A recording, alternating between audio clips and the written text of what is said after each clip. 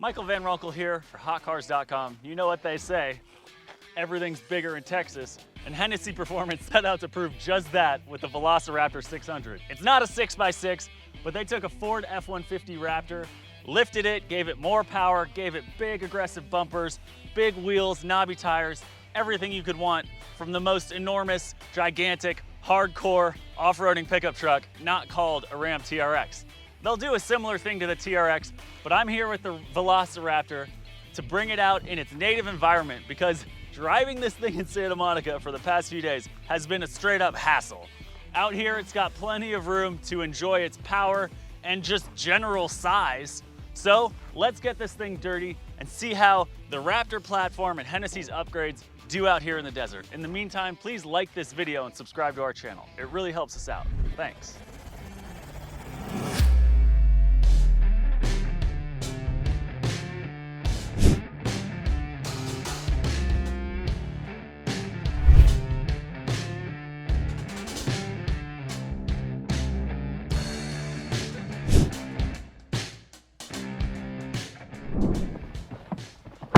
Climbing into the VelociRaptor is easy because they've got little step rails that fold in and out as you get in. And then it's a very roomy interior. Let's fire up that tuned engine.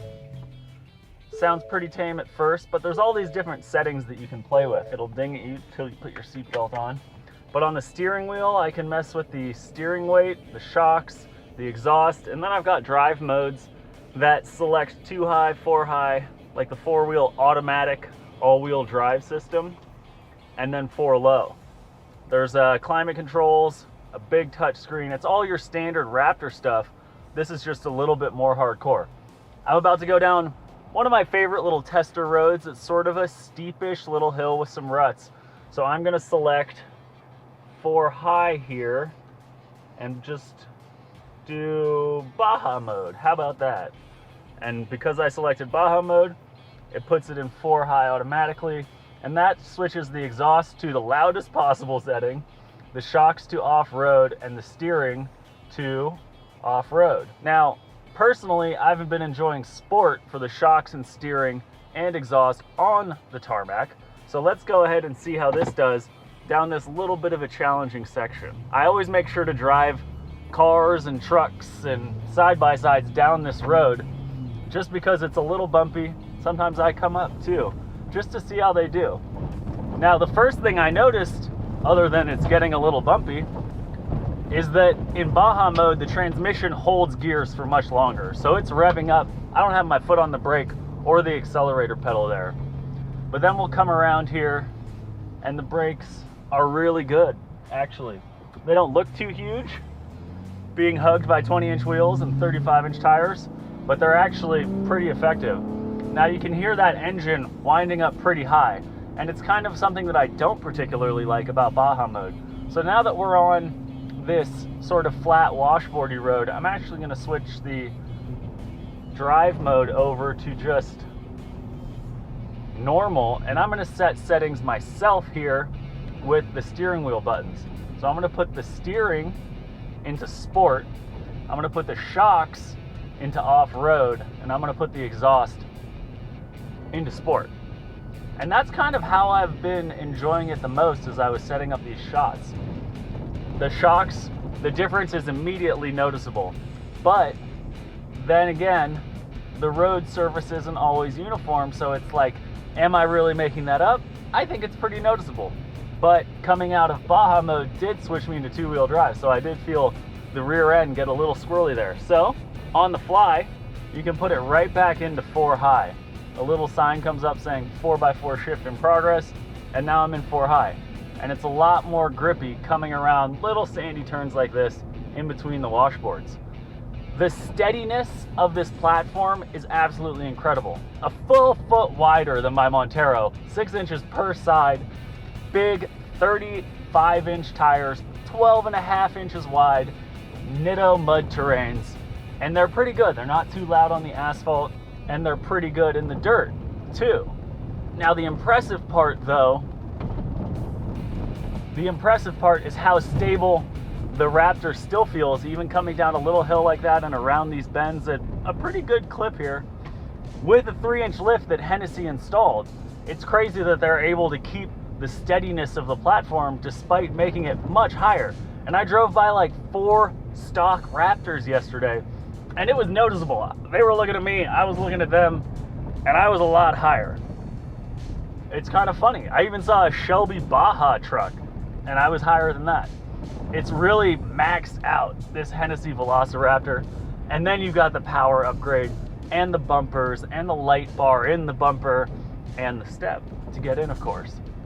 But all told, you're adding probably a few hundred pounds onto the Raptor, and it still drives really well. They're talking 4.2 seconds to 60 miles an hour, because they've tuned the engine from 450 horsepower and 510 pound-feet of torque to 558 horsepower. Now you may be saying, hold on a second, you said VelociRaptor 600, that doesn't make sense. That's correct, but it's a VelociRaptor 600 because this thing has 672 pound-feet of torque from a twin turbocharged 3.5 liter V6. My Montero has a 3.5 liter V6, and I would be surprised if it makes 180 pound-feet. Now, of course, you probably don't need all that power here in the dirt, but it doesn't hurt, and we're in 4 high. Now, an interesting detail is Hennessey chose a pretty maxed out Raptor to build the VelociRaptor on naturally. So this thing costs 115 grand about from Hennessey, but the Raptor itself probably costs like 90 if you can even find one.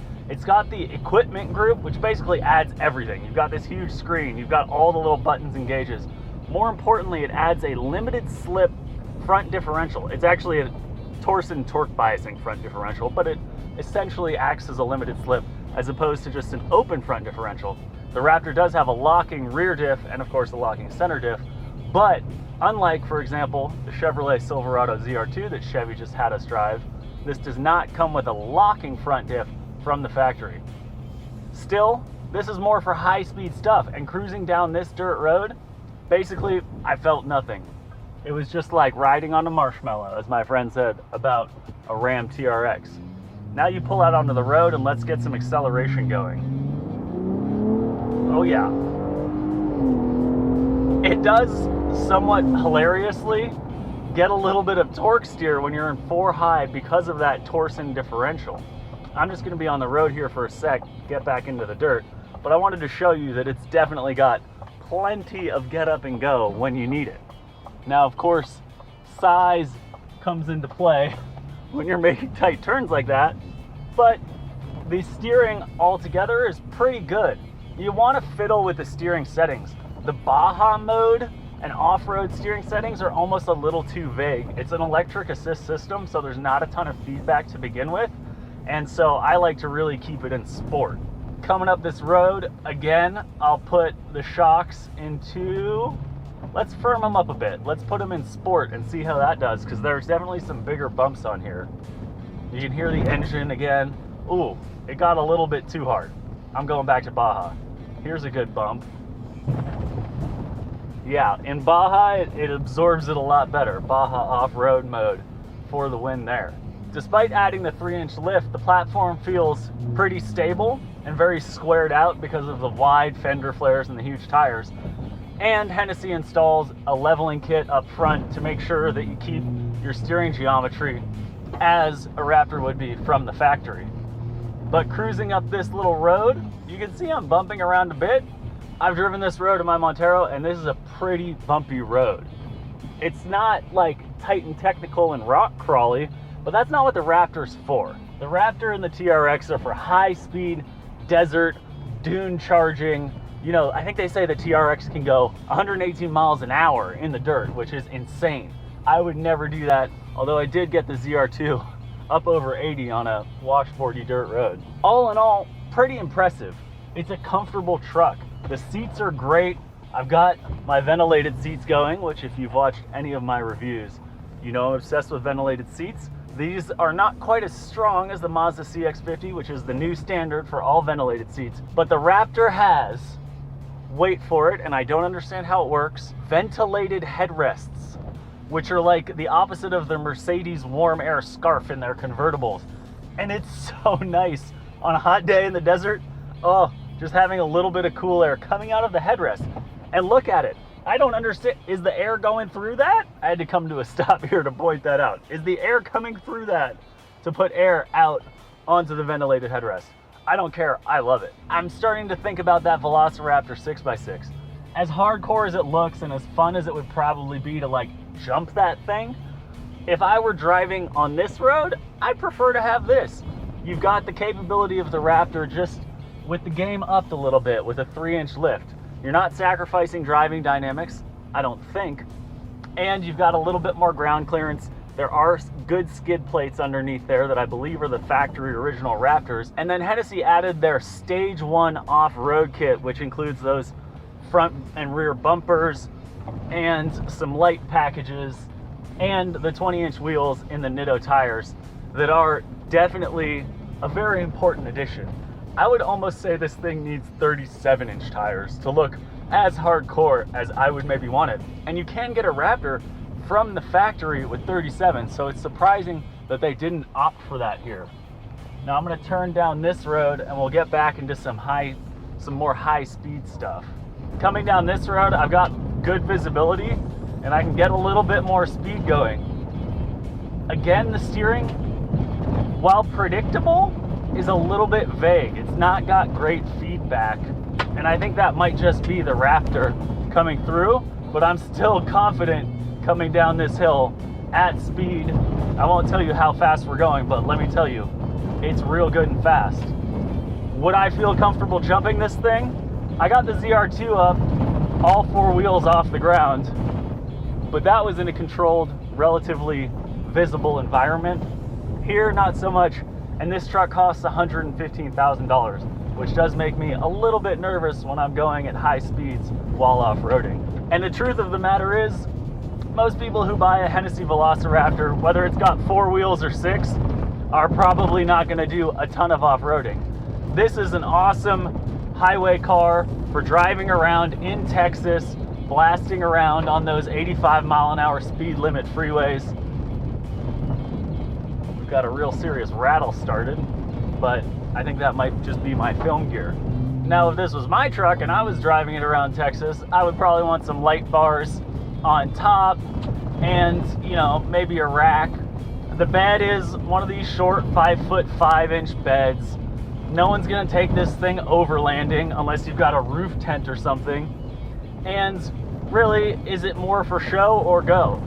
I think the on-road driving dynamics are actually superior to the off-road driving dynamics and are really impressive for such a big truck. It almost handles like a sports car once you dial it in to the sport mode for steering and shocks. It's so fast, it's crazy.